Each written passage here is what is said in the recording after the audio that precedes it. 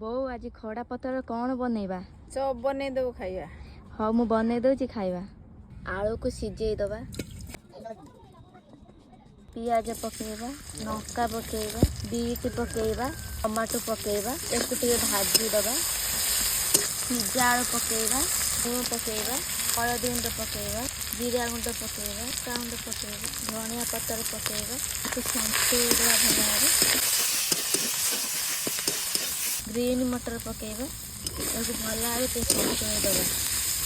ଆଳୁ ସନ୍ତୁଳା ହେଇଗଲାଣି, ଏବେ କାଢ଼ିଦେବା। ଭିତରେ ବେସନ ଦେବା, ପାଣି ଦେବା, ଲୁଣ ପକେଇବା, ବେସନକୁ ଭଲ ଭାବେ ଗୋଳେଇ ଦେବା।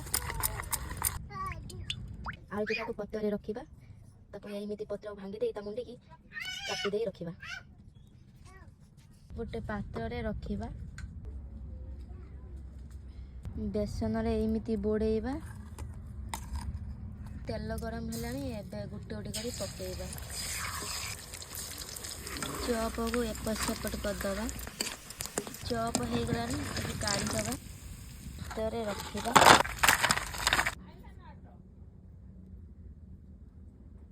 ବୋଉ ଖାଇବ ନିଅ ଖଡ଼ା ପତ୍ର ଚପ।